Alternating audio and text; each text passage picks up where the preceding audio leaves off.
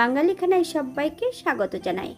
আপনারা তো অনেকভাবে মুরগির মাংস রান্না করেছেন, একবার আমার মতন করে সহজ পদ্ধতিতে আপনিও শিখে নিতে পারবেন ছোট ছোট টিপস সহ। তবে আজকে এখানে আমি মুরগির মাংস বা চিকেন রান্না করব খুব সহজে। যে রান্না করতে জানে না সেও কিন্তু একবার দেখলে এই রান্নাটি অতি সহজে করে নিতে পারবে। তবে আজকে আমি এখানে বাটা মশলা দিয়ে চিকেন রান্না করব না, সম্পূর্ণ ভাজা মশলা দিয়ে চিকেনটা রান্না করব। চলুন সেটা একবার আমি কিভাবে রান্না করলাম দেখে নেওয়া যাক ভিডিওর মাধ্যমে। আশা করছি আজকের ভিডিওটি ভালো লাগবে। সকল বন্ধুদের কাছে অনুরোধ করছি সম্পূর্ণ ভিডিওটি দেখার। আগের থেকে আমি কিন্তু চিকেন ম্যারিনেট করে রেখে দিয়েছি। ম্যারিনেট করার জন্য নিয়েছিলাম পাতিলেবু, 50 গ্রাম টক দই। টক দইয়ের কিন্তু আগের থেকে জল ঝরিয়ে নিতে হবে। স্বাদ মতন লবণ, হাফ চামচ হলুদ গুঁড়ো, 3 থেকে 4 চামচের মতন কাঁচা সর্ষের তেল। মাংসর গায়ে বেশ ভালো করে লাগিয়ে নিয়ে 5 থেকে 6 ঘন্টার জন্য মাংসগুলোকে রেস্টে রেখে দিতে হবে। আপনাদের হাতে যদি সময় থাকে আপনারা বেশি সময় রেখে দিতে পারেন। যখনই আপনারা রাখবেন 5 থেকে 6 ঘন্টার জন্য, তাহলে কিন্তু এটা ফ্রিজে রেখে দিতে হবে। শুকনো খোলায় একটা মশলা তৈরি করে নিতে হবে। এখানে নিয়েছি দারচিনি, এলাচ, লং, জায়ফল, হাফ চামচ মৌরি, 1 চামচ ধনে, হাফ চামচ সাদা জিরে,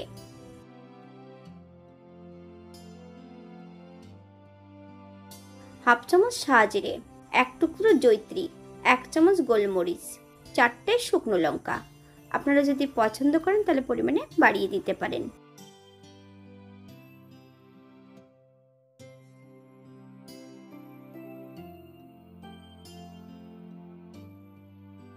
আমি কিন্তু এখানে 1 কেজি মাংসের মশলাটা তৈরি করে নেব। আপনারা যদি পছন্দ করেন তাহলে এই পর্যায়ে কিন্তু একটু লবণ অ্যাড করে দিতে পারেন।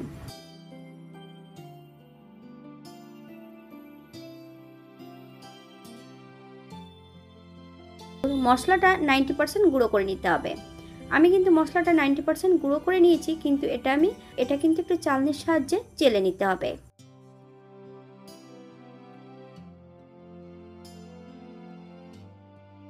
এবার একটা অন্য মশলা তৈরি করে নেব।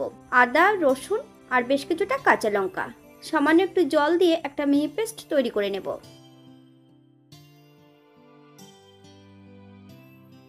আমি রান্নাটি করব কিন্তু সাদা তেলে।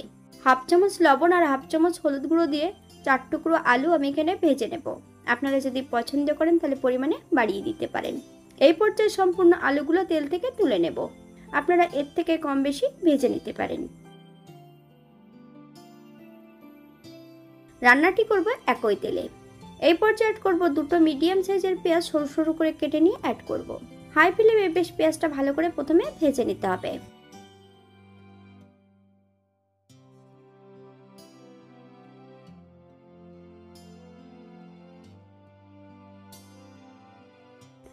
এই পর্যায়ে অ্যাড করব সম্পূর্ণ বেটে রাখা মশলাটা। মিডিয়াম আঁচে বেশ কিছু সময় মশলা দিয়ে পেঁয়াজ দিয়ে ভালো করে ভেজে নিতে হবে।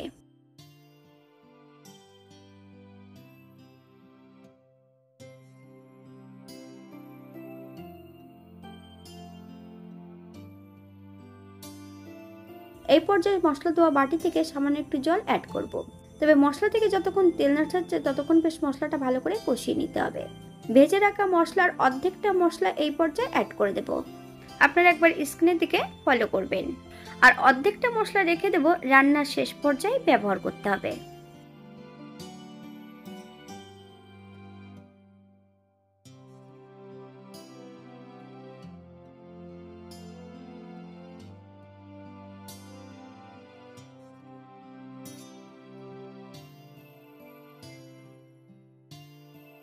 মশলা কষানো যত ভালো হবে তরকারির স্বাদ কিন্তু দ্বিগুণ বেড়ে যাবে।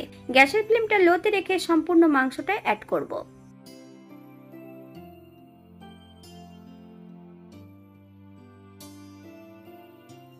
বেশ কিছু সময় একদম লো ফ্লেমে রান্না করে নিতে হবে।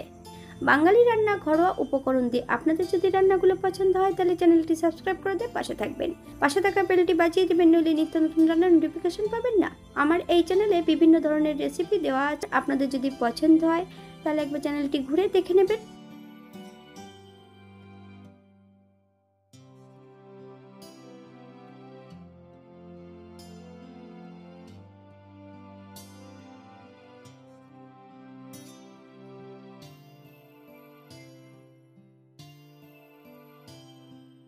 এই পর্যায়ে অ্যাড করব ভেজে রাখা সম্পূর্ণ আলু এবং 4-5টা কাঁচা লঙ্কা।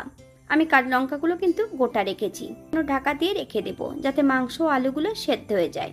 শুধু ঢাকা দিয়ে রাখলে কিন্তু হবে না, ঢাকা খুলে মাঝে মাঝে কিন্তু একটু নেড়ে দিতে হবে, নইলে কিন্তু কড়ার নিচটাতে লেগে যেতে পারে।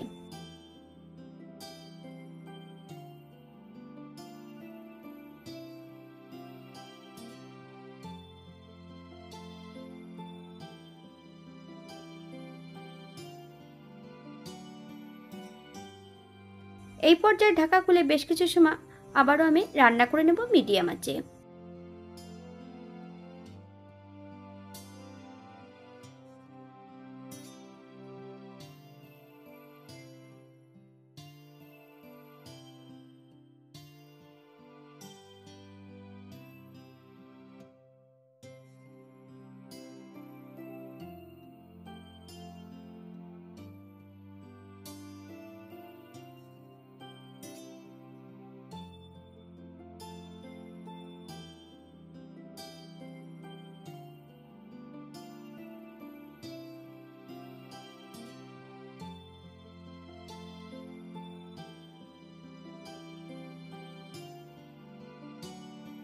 মাংস কষানোর শেষ পর্যায়ে এই পর্যায়ে অ্যাড করব বেশ কিছুটা গরম জল।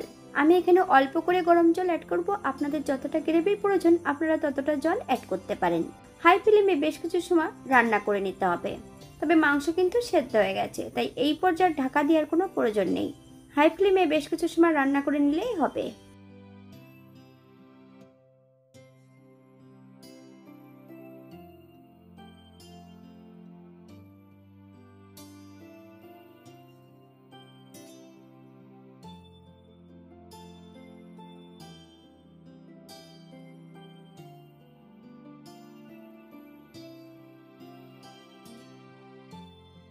ভাজা গুঁড়োর মশলাটা এই পর্যায়ে অ্যাড করে দিতে হবে। গ্যাসের ফ্লেমটা লোতে রেখে বেশ হালকা হাতে নেড়েচেড়ে মিশিয়ে দিতে হবে।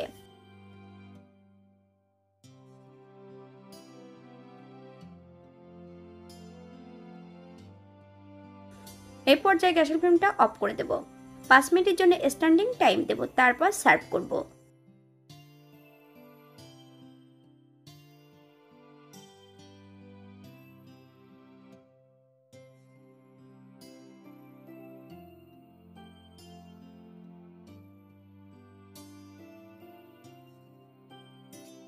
এটা দেখতে যেমন ভারী সুন্দর হয়েছে, এটা রুটি পরোটা সবকিছুর সঙ্গে অসম্ভব ভালো লাগবে। আপনারা বাড়িতে একবার একই পদ্ধতিতে বানিয়ে নেবেন।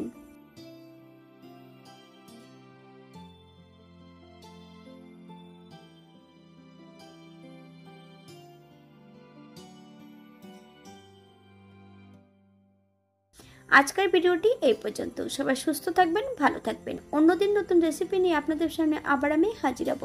নতুন ও পুরনো সকল বন্ধুদের অসংখ্য ধন্যবাদ ভিডিওটি দেখার জন্য।